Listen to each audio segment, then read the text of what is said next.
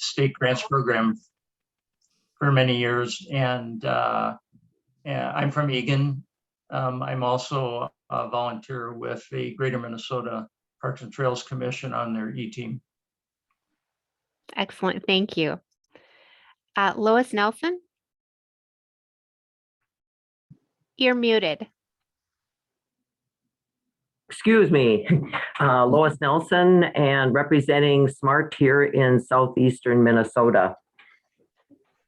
Hi, thanks for joining us, Lois. Patrick. Hi, I'm Patrick Hollister with Partnership for Health. We are the statewide health improvement partnership for Becker, Clay, Ottertail, and Wilkin counties. Awesome, thanks, Patrick. And next is somebody labeled Greater Minnesota Parks and Trails, and I'm not sure who that is.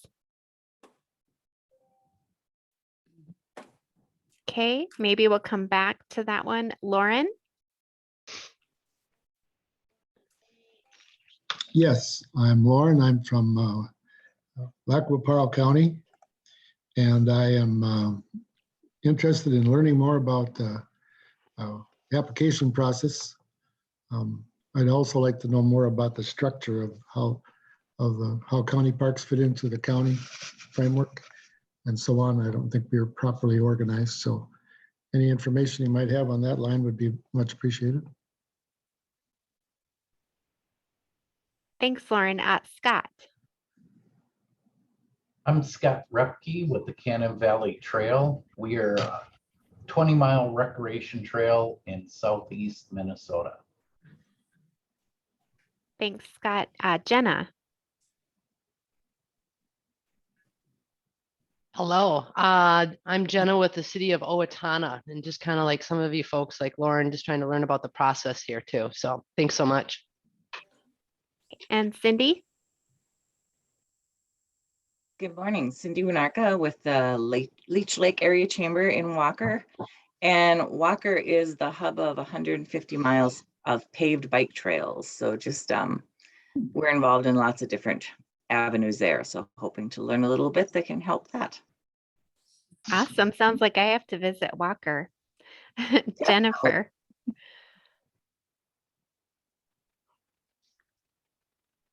Hi, I'm Jennifer from Goodhue County Public Works. We have one regional park, Billsby Park, and then we also have one local park. So I'm interested in hearing about all of the different grant programs available for those. Great. I'm glad you could join us. John with McLeod County. Morning, John Bronkhorst. I'm the County Engineer and Public Works Director in McLeod County. So we have Parks is one of our newer divisions under my privy. So looking forward to hearing some of the information on how to get some DNR grant money. Okay, thank you, John. And Sarah? I'm Sarah Thompson with the Itasca County Land Department, and I'm a forest recreation specialist for the Itasca County Land Department, and I work with a lot of ATV clubs, snowmobile clubs, other nonprofits for grants, and just ready to learn any further more information that I somewhat know about grants already, but there's more information out there as always, so I'm glad to be here. Great, thank you. I didn't realize we had two Sarahs. Now I see Sarah Weed. Sarah, go ahead. Hi, I'm Sarah Weed. I work with Ben Anderson for the Stearns County Parks Department, and in the same boat as Sarah, there's always new information to learn, and yeah, here to get some more information. Okay, thanks, Sarah. And Ron is up next. My name's Ron Danielson with the Wilderness Wheelers ATV Club in Big Fork, Minnesota. We have a 33-mile trail currently, and we're developing another 60-mile trail called the Wilderness Trail starting this spring. So looking for any help we can get on grants to help us with that process. I work with Sarah Thompson, so it's good we got a double look at this. Thanks. Good. Well, welcome, Ron. Thanks for joining us. Jesse.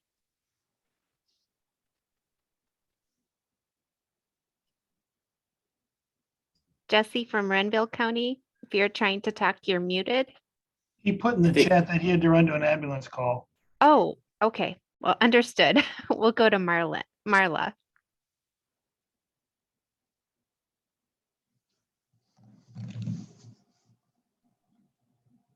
Okay, well, we can come back. Casey. Hi, everyone. Casey Stanek. I'm the DNR Parks and Trails Area Supervisor in Grand Rapids. Work with about 30 clubs, ATV, snowmobile, and ski. So also here just to make sure if there's anything new we can pass on to them. So Great. Well, glad you're here.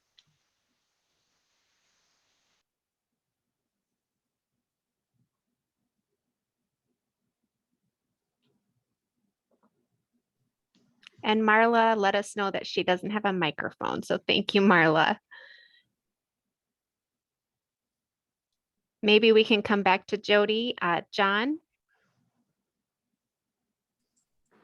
John Durbeck, Assistant City Administrator for Glencoe. We're working on a comprehensive plan, and a large chunk of that is developing trail system throughout our city, connecting current trails. So yeah, definitely looking to learn more about the grant process and see if we can't get some funding to help that out.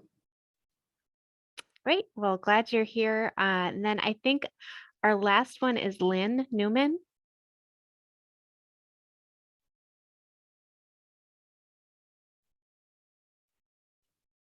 Okay, well, if you didn't get to introduce yourself, I apologize. Maybe let me know in the chat. I did my best to get to everybody. It's kind of hard because people are jumping around on my screen, but now I'd like to go ahead and invite our speakers to introduce themselves, and then we'll get started with the presentations. So if we could start with Mai Nang. Sure. Good morning, everyone. My name is Mai Nang Moa. Mai Nang is the first name. So just wanted to say that I am one of the grants coordinators for the grant programs, for the parks grant programs at the DNR. Thank you, Mai. And then let's go to Audrey Malari next. Good morning, everyone. My name is Audrey Malari, and I'm also a grants coordinator for the Division of Parks and Trails. I work with Mai Nang and both her and Dan, and I'll be here to answer any questions you have after the presentation. Thank you. And then Dan is also going to be speaking. Dan Gollner. Hi, good morning, everybody. Dan Gollner here. I work for Parks and Trails, and I am the Trail Grant Administrator. So I work on all the trail grant programs versus the parks, which Audrey and Mai Nang work on. Thank you. Awesome. So then whoever's going to present first, you can go ahead. You should be able to just share your screen if you click on the green arrow at the bottom. Yeah, let me know when you can see it. Yep, we can see it. Okay, great. So, well, thanks, Gina. I'm glad we connected, and this seemed a long time ago when we talked about this presentation. So here we are in January 2022, right? So today we're going to present on local parks, trails, and natural areas. Dan and I will be presenting, and then Audrey will join us at the Q&A session. I should start my presentation. Let's see. How do I do this? Okay.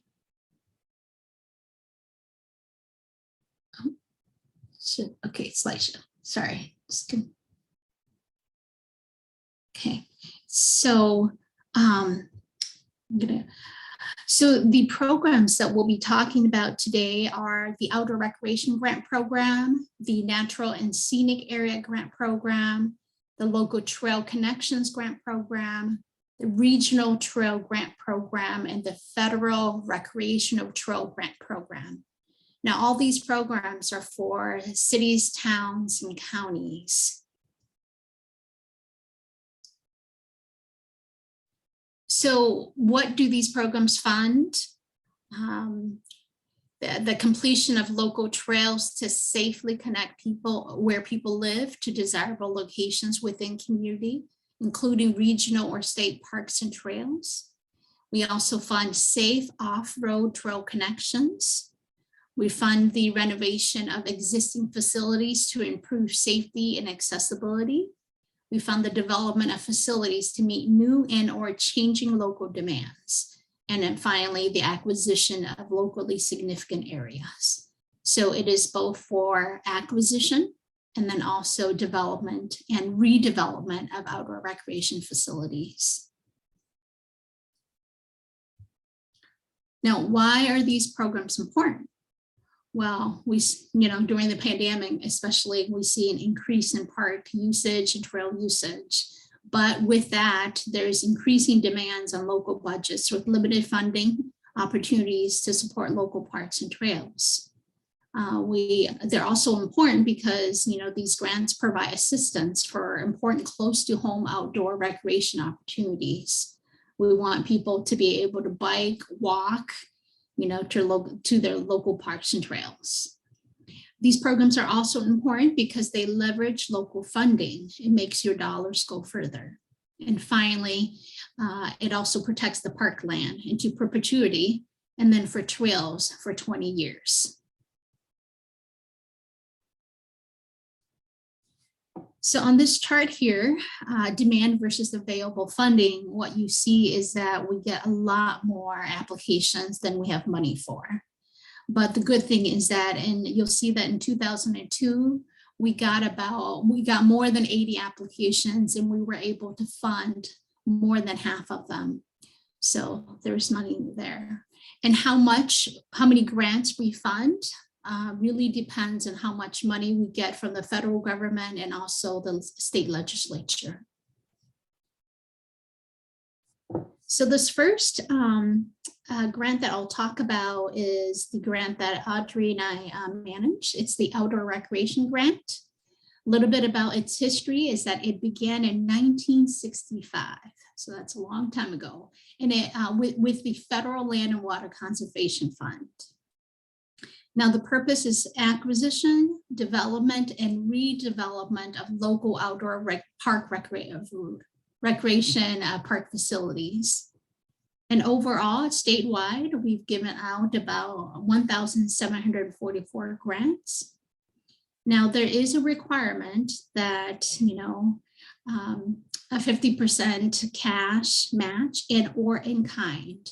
And the in kind can be donations, it can be staff time and equipment, all of those also count. And we also see people using, other grants from other organizations or foundations as part of their match as well. Thank you. The minimum grant is $10,000 and the maximum grant is $300,000. So the requirement is that the park area needs to be maintained permanently for outdoor recreation use. So manage and maintain for outdoor recreation use.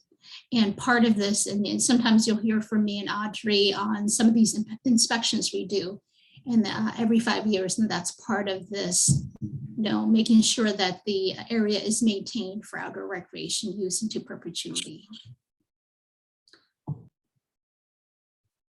The next grant is the Natural and Scenic Area Grant. This program began in 1995. It is for the acquisition and protection of natural and scenic areas, and also to increase your habitat protection. Now, these are for the locally significant natural and scenic areas versus kind of the state, different from the state scenic natural areas. So statewide, we've given out 68 grants.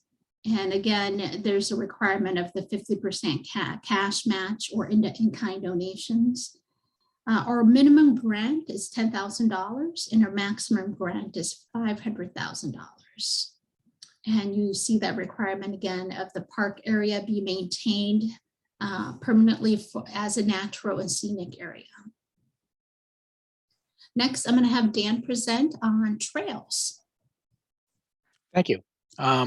You're still in control of the slideshow of my thing, so I'll just say next when I'm ready. Okay. Yep. So we have 3 different programs that are eligible for any kind of trail work, essentially. The first is the Local Trail Connections. This program started in 1993. The focus is acquisition and or development of trails that connect people, communities, and significant public resources, such as open spaces, parks, natural areas, or other trails. This grant also provides funding for trail linkages and filling gaps within an existing trail system. So I think it was mentioned in one of the introductions, but we have a lot of communities that have partial trail development. And this is a good source of funding to help connect up those trails. If the community wants to, connect those trails up, this is a really good opportunity. This is a really good grant for providing funding for that type of project. To date, we have funded 270 projects statewide. This also requires match. It's a 25% cash match. This grant does not accept staff time or in kind. It must be a cash match, which is different from the programs that Mei-Ling just spoke about. The minimum grant request is $5,000. The maximum grant award is $250,000, which has been raised from last year. The trails must be immediately available for use by the general public. For development projects, the trails must be maintained and open to the public for a minimum of 20 years. If the funding is used for acquisition, they need to be maintained and open to the public permanently. Next. The next program is the Regional Trail Grant Program. This program also began in 1993. The focus of this program is acquisition and development of regionally significant trails outside the 7-county metropolitan area. So these are trails that have relatively significant size or length. They could be considered a destination trail, and they have or will have a variety of recreational opportunities, such as natural areas, state parks, state trails in the area, and they may be connecting up to larger trail systems. To date, we have funded 80 grants statewide with this program. And like the local trail connection program, this one requires a 25% cash match. The minimum grant request is $5,000 and the maximum is $300,000, which was also raised from last year. And like the local trail connection program, the trails must be maintained for a minimum of 20 years if it's a development or restoration grant, and maintained permanently if the funds have been used for acquisition. Next. Finally, we have the Federal Recreational Trail Grant Program. As the name implies, this is a federal program. The money is from the Federal Highway Administration, and we will allocate it out to local units of government. We have been funding projects with this program since 1999. And this trail grant program will fund just about any type of trail related project, both acquisition, development, restoration. And it also provides funding for the purchase of equipment used to maintain trails, such as snowmobile groomers or snowmobiles, snow groomers, any type of equipment that'll help maintain trails. This is a unique grant opportunity here in that it's the only one that I'm aware of that will actually help fund the purchase of equipment to maintain trails.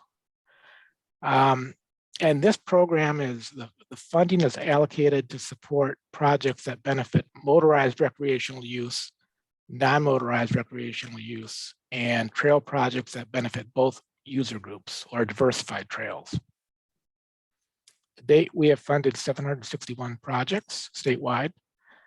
The minimum grant amount is $5,000. The maximum grant amount is $150,000. This also has a required 25% match, but it needs to be a non-federal match. And this match can be both a cash match or an in-kind. So this is the one program that I have that you can use in-kind resources as a match for the project. Like the other programs, the trails need to be maintained for a minimum of 20 years. And if you're going to use funds to acquire a piece of property through this program, because it's federal, there are a couple other hoops that the grantee needs to go through.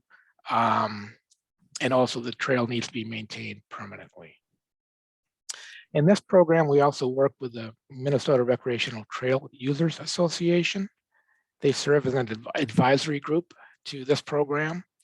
And that group consists of 10 different user groups from both motorized and non-motorized recreational users. And for this program, it's got a slightly different deadline than the other programs. But we meet with this MRTWA group and go through the applications, and they help select the projects for funding. Next. So we do have some suggestions for applicants. We hope they start early and follow all the instructions. For park applications, the existing and proposed facilities must have accessible routes. Recreational site plans are very important. And with all these programs, we have an opportunity for applicants to send in applications or site plans for review before the application deadline. So we suggest that if you do have one, you send them in to us. We can make some comments and get them back to you before the actual deadline. And with the match, there are different sources of match are required for the different programs. So make sure you have the match and are using the correct type of match. You know, in some cases it needs to be state match. Other cases it can be federal or local match. Next. So this is our website. It contains links to the individual grant programs, the program manuals, and the applications, and it also has deadline information, which you can see here in the slide. So for all the programs except FRTP, those grants are due at the end of March. The FRTP is a slightly earlier deadline. Those are due at the end of February. And the pre-application deadline for FRTP is February 14th, I think. I'll check that one, but those can be sent in to be earlier for review. And I think maybe it's February 4th for the FRTP. But if you'd like some feedback on your applications, please send them in to us. We will look at them, review, make comments, and get them back to you. Next. So here's our contact information. We'd be glad to answer any questions you might have. And thank you. That's all I have. Thanks.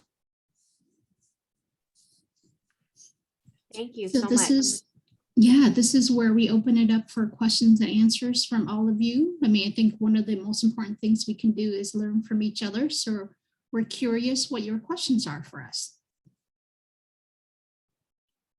Yeah, so if you could stop sharing your screen, that way I can see everyone in gallery view and go ahead and call on people, or you can call on people my name if you like.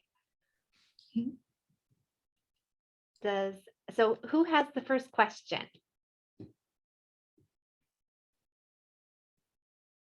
This is Wayne Sames. I have a question about the Federal Land and Water Conservation Fund program that you mentioned started back in 1965. I understand it's been reauthorized by Congress, and I'm wondering what the effect is going to be on your funding situation. This is Audrey. I can go ahead and answer that question. Thank you. The Land and Water Conservation Fund program has been authorized permanently, and it also was full dedicated funding as well. What that means for us in Minnesota is that last year we received, I think, about $5.5 million in federal funding. And I think that is a significant increase. You know, in our lowest years, we were receiving about 300,000, in a couple of years, no federal funding. So I think we'll be looking at about $5 to $6 million a year. And that funding is split between local parks through the Outdoor Recreation Grant Program and Natural and Scenic Area Grant Program, And then half of the money is dedicated by statute to state facilities, so DNR parks and trails. Great news.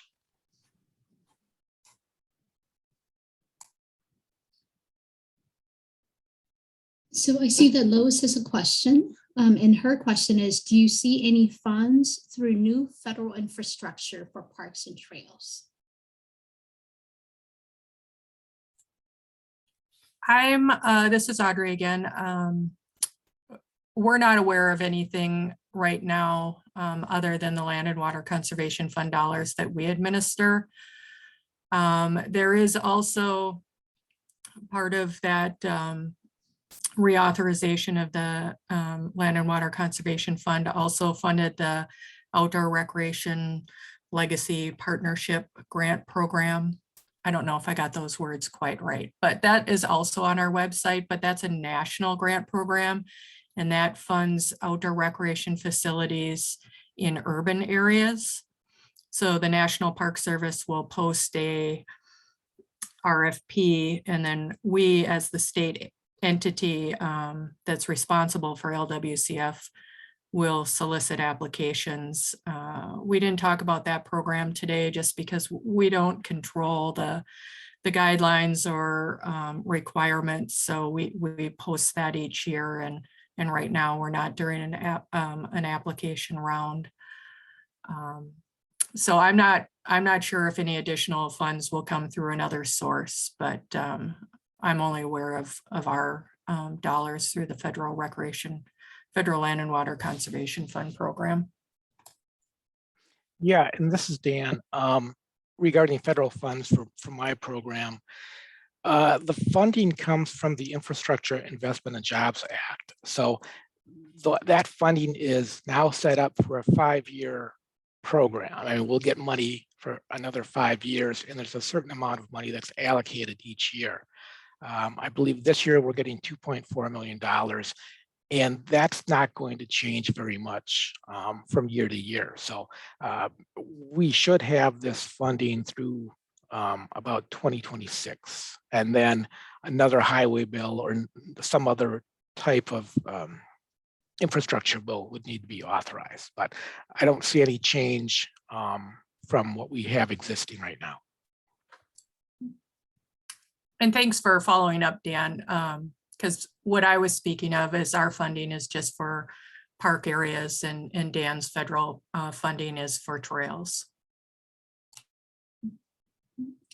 Okay, I Thank see you. Go another ahead. question here in the chat. For the regional trail grants, what is a minimum length of trail or range that is appropriate for this application? That's a very tough question to answer. We don't have a designated length of trail, but kind of what we've used in the past as a ballpark is like 1 hour of recreational use, that the trail would provide at least 1 hour of recreational use. And of course, that's going to vary whether you're hiking or biking or what have you. But so we don't have a set length, but we do look for at least meeting that requirement of about 1 hour, about 1 hour's worth of use on that particular trail.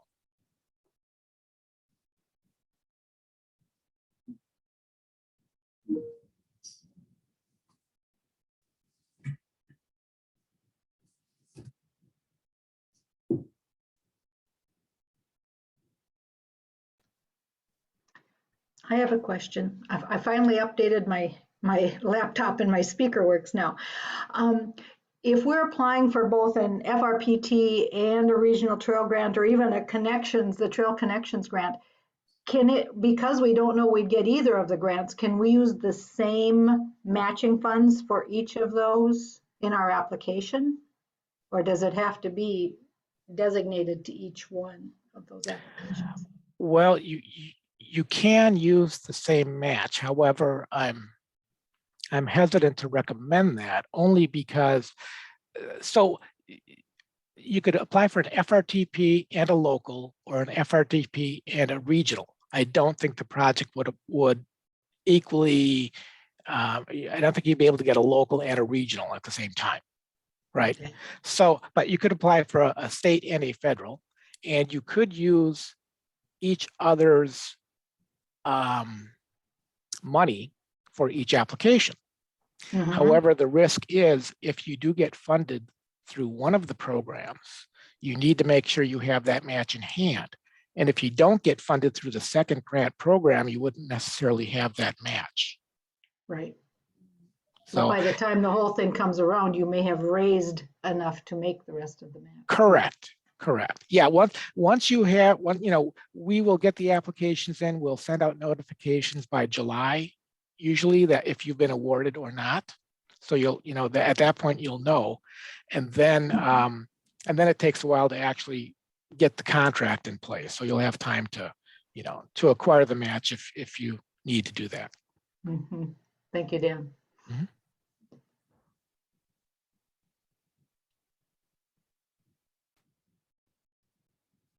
I have a question. I think this is for Dan. When you purchase equipment through the federal grant there, you said it's available for groomers and snowmobiles and things like that. In the past, we struggled with trying to find American made and then the percentage of steel. Is that still the factor that's in there? Unfortunately, it is. That's one of the requirements of the federal program.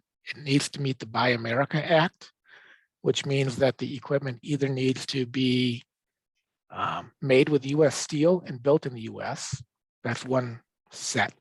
Or if the minimum amount of iron and steel in the equipment is less than $2,500, then you're kind of exempt from that Buy America. And I've been with this program a long time. It's very difficult to meet that requirement. We do have some manufacturers that have been able to provide documentation that it does meet Buy America. And what we're suggesting now is you contact those folks up front and try to get that letter and submit it with the application, because that'll help the reviewers make a determination whether or not it's a feasible project or not. Do you have? Yeah, that's still in play. I don't maintain a list, but if you call me, I can, and you suggest somebody, I can tell you whether or not they have met the requirements, because every year we have to do this process again. And in the old days, we used to have a waiver process where this wasn't necessary, but that no longer exists, that waiver review process. Yep. Thank you. I see a question from Marcia. How early do you recommend sending application in for staff review? So Marcia, for the outdoor recreation and the natural and scenic area grant and some of Dan's grants, the deadline is end of March. So we recommend early March to give yourself enough time, to give us enough time to review it and give you feedback, and then for you to, follow up on those recommendations or questions and things like that. I know, Dan, for FRTP, it's a little different. Yeah, right. We have an earlier deadline, and I'm suggesting people get it to me by February 4th. And I will, a lot of times people won't have the application completed, but I'll be glad to take a look at a draft of what you have to date. And then, we can make comments on that. And I'm sure Mining and Audrey will do that as well. So. That's great. Yeah, and I think the important thing is those deadlines that we have early March and for Dan, early February for FRTP are really as late as you want to send it in, so that we do, like Mining said, have time to get you some feedback, and you have time to address any concerns or questions that we had. But we're happy to look at anything at any time you send it in. And like Dan indicated, even if it's just a partial amount, sometimes people just want us to look at their site plan or something like that. So feel free to send things in at any time and contact us with any questions that you have.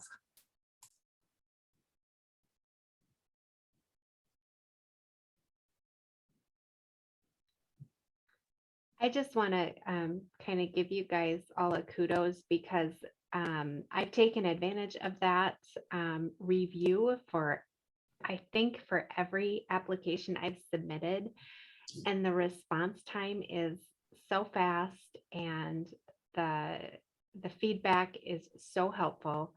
So I just want to thank you for that and encourage, now I'm probably going to overwhelm your email boxes, but encourage all of you to take advantage of the knowledge and experience the staff has and is willing to share.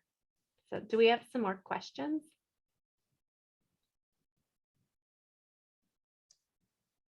I just had a quick question with the outdoor rec. I know with some of the, oh, my camera's all wonky, but with some of the facilities, how detailed do you need to know? I know like with, we've done playgrounds before and you need a layout showing those accessible routes, but if you do an actual building, and I'm sure it's in the guidelines, but how much detail are you looking for in terms of like all the way to architectural design, or more just basic layout? Like if we're talking a smaller building, nothing huge, but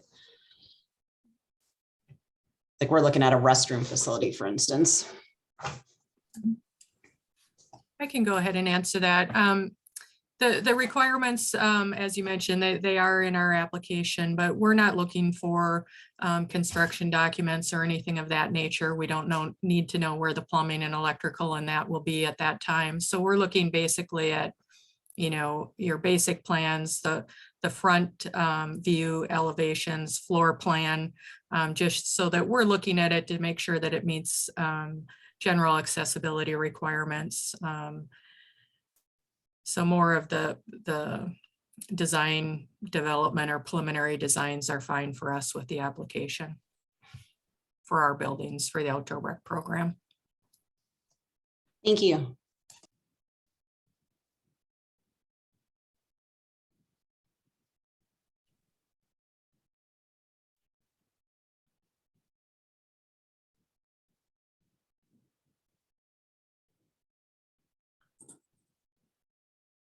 I have a question. So I know most of these grants are geared more towards local parks and trails. So can you just explain kind of how the legacy and regionally designated parks and their eligibility for any of these potential grants, and if they are? I can go ahead and answer that, and we do draw a distinction. The outdoor recreation grant program is for local parks, for which can include community and county parks, but they're not designated as a metro regional park or designated through Greater Minnesota as an outstate regional park. There just is very limited funding available for that. So we do draw that distinction. The outdoor or the natural and scenic area grant program is just to acquire land that is significant natural and scenic areas. We have assisted in land acquisition that maybe is an addition to a regionally designated park. So that is possible for that land acquisition program. Dan, did you want to address maybe the park or the trail? Yeah, very similar.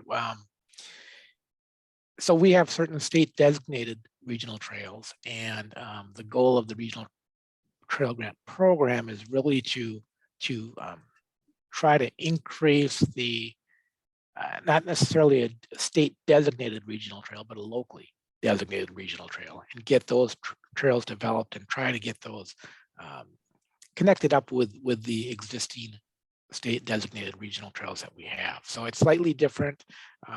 There's a little bit of different criteria for those for the regional trail grant program. But all in all, it's trying to get a link to an existing trail, either of regional or statewide significance. Thank you. I just want to add maybe a couple more words, because I know we have, we also have a program that was active a while back, the Regional Park Grant Program. That and the Regional Trail Grant Program really pre-existed and came to existence prior to Legacy. And we do have a bonding request in that would help fund all of these grant programs, including, again, the regional park grant program. So if you see that reactivated, but again, what we've mentioned is we're trying to reach those parks that that don't have other funding sources available.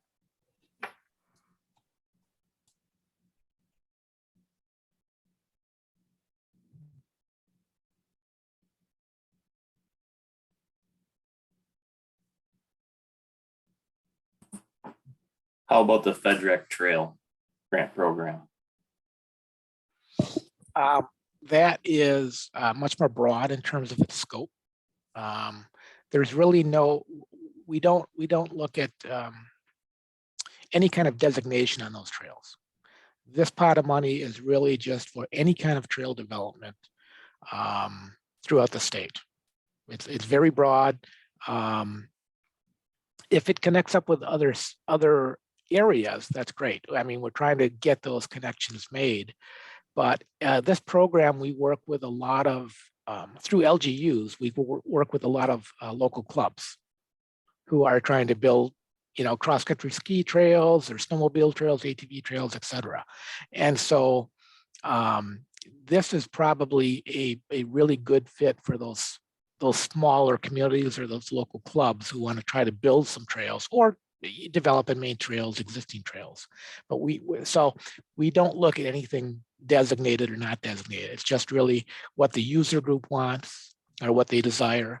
And as regards FRTP, when an application does come in, it's important to have support letters from those local user groups. That's really helpful in this particular program, is to show that the community is supporting this project and you can get local support from the particular recreational user groups with the applications.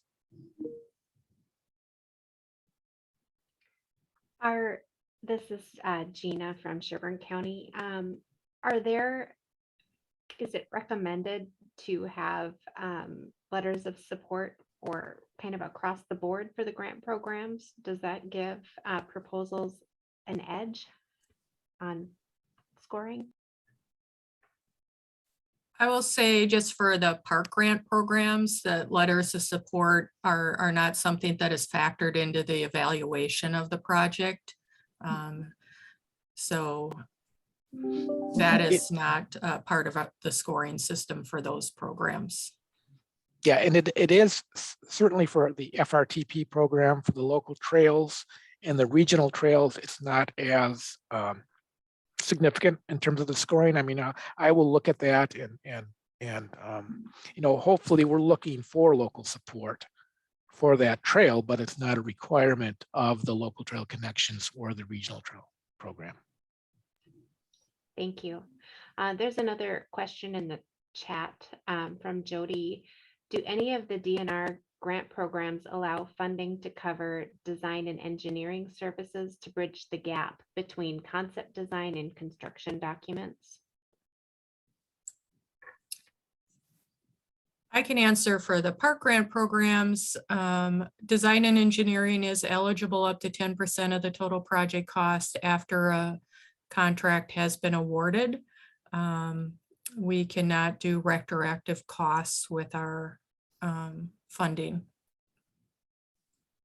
So, we don't need the construction documents at the time of the application. So if you're awarded a grant, then certainly some funding can go to those components.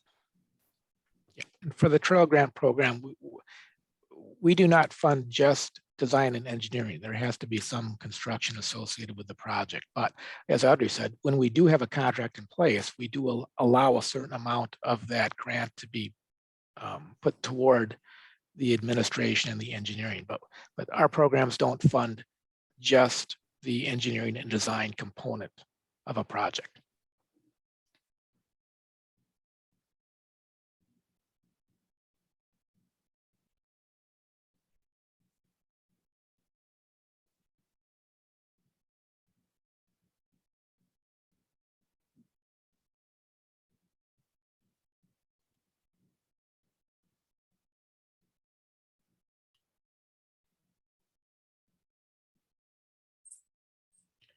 Does anyone have any other questions? Ben? Yeah, I'll just jump in. I think it probably says on the website, but could you just run through what the available amounts are, or the anticipated amounts for this year for each of the grants? So total? there is some information on the website, but it is a little bit dependent on the legislative session and also federal allowances. So for the park grant programs, and because we're in the second year of a biennium, we know we have some funding available. We have a variety of funding sources. We're going to have federal Land and Water Conservation Fund dollars, and we expect those to be, a couple million to $2.5 million. We get state funding, lottery and lieu funding that is available, and that is $1.1 million, but that is to be split according to demand between the Outdoor Recreation Grant Program, the Local Trail Connections, and the Regional Trail Grant Program. We also submit funding applications to the LCCMR for Environmental and Natural Resources Trust Fund dollars. And while we were very competitive this last session, they're still going through their recommendations. So, we will not know at this time if we have that funding available. And there is some general fund dollars that were made available that we do know we have, and that's an additional $500,000 for the Outdoor Recreation Grant Program and $500,000 for the Local Trail Grant, Local Trail Connections Grant Program. And then I briefly mentioned too that we do have a bonding proposal in. Again, we would not know if we had funding available until closer to or after the deadline, I guess. What we try to do is solicit applications and have projects in place, because a lot of our funding, like lottery, lieu, and general fund, has only 2 years of availability.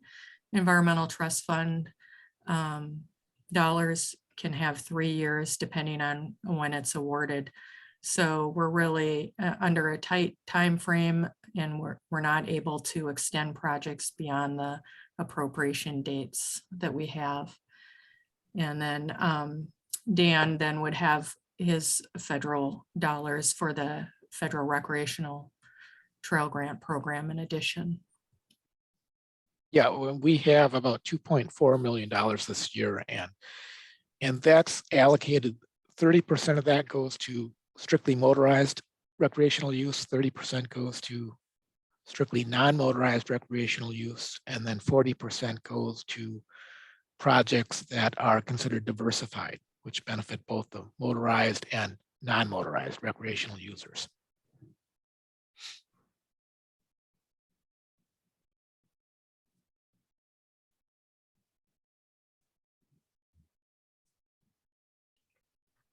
I'm wondering if you could talk a little bit about the scoring criteria to give us an idea of what to really focus on in our proposals. I can start out with the Outdoor Recreation Grant Program and Natural and Scenic Area Grant Program. In the program manuals on the website, the scoring criteria are outlined. A lot of our scoring is based on priorities set in the State Comprehensive Outdoor Recreation Plan, or SCORP. That's a plan that's required with our federal funding by the National Park Service. And that outlines, items of, providing facilities that are accessible, safe, close to home opportunities, and a variety of priorities that, again, are outlined in the manual. In addition to those, then we're looking at the design of the facility and, is it safe and accessible? Is it compatible with the natural characteristics of the site? For the Natural and Scenic Area Grant Program, again, those the criteria is in the manual, but those projects are really scored and evaluated based on the natural and scenic characteristics of the property and accessibility of the site. Dan? Sorry, I was muted. Yeah, we have certain criteria as well with FRTP. There are certain priorities that are in the manual that are determined by our advisory group. So those are the ones that we're looking at funding. As I said, though, with that program, it's a little bit more diverse, and a little bit more broad. So we don't have specific criteria for FRTP other than what are the MRDLA priorities. For the local trail and regional programs, we kind of look at a couple different things. For the regional program, the regional significance of the potential trail is important. We look at the project quality, how it compares, if it's really connecting up a lot of different trails or smaller communities. We look at the project readiness and timeline. For the local and the regional programs, again, like Audrey had mentioned, there's a 2-year time limit on these projects. So we look at really how quickly this project will be completed, and if it would be completed within the 2-year time frame. So we look at the accessibility of the trails and connection to communities. Like I said, we look for connections to state or regional trails as well, and then how it connects up with natural resources within the area. So those are the main things that we look at when we're looking at those projects and evaluating those. Thank you. That's really helpful. Are there more questions for our speakers today?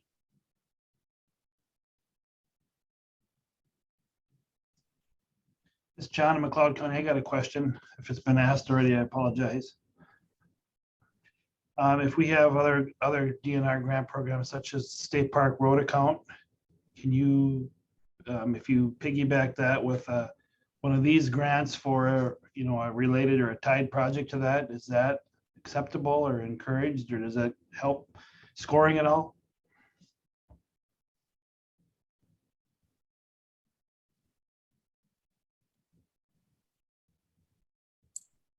This is Audrey. And typically the state road account, I think you're primarily talking trails. I'm not quite sure on that one, or using it to improve roads in a park or system. All of the grant programs do have the matching requirements, and for our programs, we can't match other state dollars. If you have a larger project, it's leveraging funds in addition to our match, that's fine, but it's not necessarily factored into the evaluation other than just that you have the full funding for whatever project that you're trying to put forward. Yeah, I would just echo those comments about making sure the match is appropriate for the grant application. So, and we couldn't necessarily fund projects within, these don't fund projects within state parks, but if there are trails connecting up to those, we can certainly fund those. And depending on the source, it may be appropriate to use that with an FRTP. That would be the only potential match, because that is a federal source and all the other ones are state.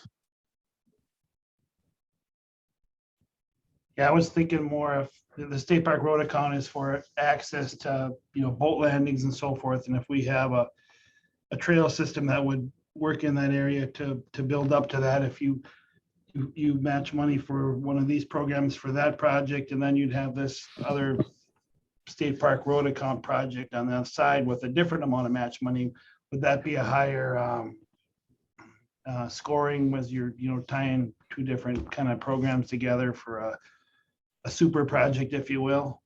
and meeting the matching requirements of both with separate pots of money? Yeah, that's possible. A lot of the trail projects happen in phases. And so, we will get subsequent applications. We'll fund one project and the next year we'll get another application continuing that trail construction or development or what have you. And so that's fine. Again, as long as the match is kind of correct in terms of how it comes in. Yeah, that would be something. I don't think it doesn't necessarily weigh any difference in terms of the scoring, because we evaluate each year's projects, against our criteria. So, but I think as you described it, that would be eligible. If you recently received money from a different DNR pot, if you will, does it, you kind of got to wait in line and take your turn again? Is that how you guys look at that? Well, it depends on the project and how that match is going to be used. But you wouldn't be, if you get funding from another source from the DNR for a project to maybe, continue a project that you're applying for us for, or lengthen it. We're not looking to see that you got money from this source, so we're not going to give you money from this source. You're competitive for each program based on the program requirements and not whether you got funding from us from a different source. So, the way we would look at it, what you're saying is, well, we got this for this additional money and we can make a larger project, maybe provide more connections. Again, if you come in with that and show a DNR matching source to make the project go further, in some cases, as long as you're meeting the separate match requirements for the grant programs, that's what we're looking for. Okay, that's helpful. Thank you. Okay, we're right at 9:59 and we typically go for an hour. So I'd give one last call for questions before we wrap it up. Hearing none, I just want to say thank you to our speakers and to everybody that participated and asked such great questions. I think this was a good forum, and we'll post the recording and the PowerPoint slides on the Greater Minnesota Parks and Trails website, so you'll be able to find them there. And thanks, everybody. I hope you have a really wonderful day. Thank you, Gina. Thank you. Thank Have you. a good day. Thank you. Thanks a lot.